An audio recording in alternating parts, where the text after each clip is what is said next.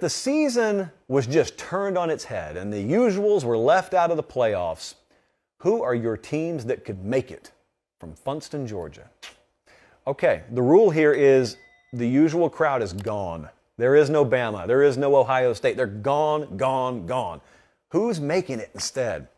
I think the wildest scenario, because I think Georgia should be out of this too, because Georgia's been enough of a mainstay. So if the usuals are out, it's got to be Texas A&M, right? Texas A&M in the SEC.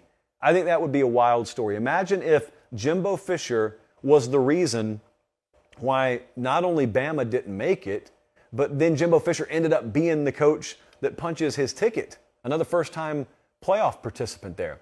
I think that would be interesting. The odds right now for A&M to win the SEC championship are plus 1,600. I think if a team were to come out of the SEC and it's not Bama or Georgia, at the moment, I would lean Texas A&M. The next team that I think would be really interesting is the team A&M plays in Week 3, and that's Miami. If Clemson's not in it, they're kind of a usual, so we push them off to the side. If they're not in it, what if it's Miami? What if Tyler Van Dyke is that guy? What if Mario Cristobal just inherited the exact mix he needed to in year 1, and then he infused just the right amount of energy and momentum in year 1, and they make the playoff? Schedule's kind of workable. You know, Clemson's an overwhelming favorite to win this conference, but Miami plays them towards the end of the regular season. They may get them again in the ACC championship game. Maybe Clemson's not there. Who knows? But I think if anyone were to come out of the ACC, if we combined the most realistic team with the one that would turn everything upside down, I would say Miami is that team. Let's go to the Pac-12. And this one's easy. It's USC. Now, USC is not a usual, but USC, from an odds perspective, they're the co-favorite right now to win the Pac-12. Both they and Utah are at plus 210 to win the Pac-12. I cannot overstate enough the amount of slurping that would happen on the national level if Southern Cal ever makes the playoff. You cannot imagine 3 weeks of that, of national media types from coast to coast, just slurping USC. And I can't promise that we wouldn't participate.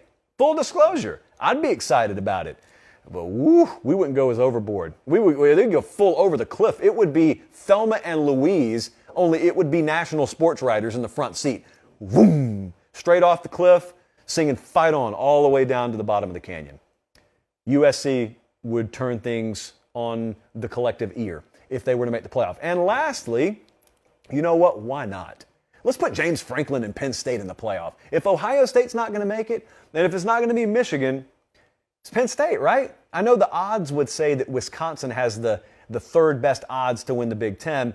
I think Penn State's a better team, although we have Wisconsin highly ranked in the JP poll, but not quite as high as Penn State.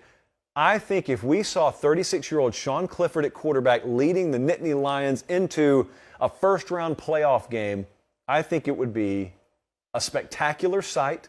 I absolutely think if James Franklin and Penn State made the playoff, it would qualify as a wild scenario because no one can get past Ohio State in their mind, and if they can, it's Michigan doing it. But what if Penn State ends up doing it? So well, I guess this could never happen. I don't know what kind of odds you would have to give me on this playoff, but imagine if we were to hit the fast forward button, beep, and we hit play, and it's Selection Sunday. We're looking at A&M, Miami, USC, Penn State. Parity, competitive balance. Whew, what has happened in that world, by the way? What has happened to Ohio State? Famine? Plague? Where did they go? What happened to Alabama? Where are you, Georgia? Nowhere to be found, Clemson. I don't know how that would happen, other than just people take a sabbatical from the sport for a year. But yeah, you give me A&M, Miami, USC, Penn State, if even one of them makes it in, I think that would be a pretty wild scenario.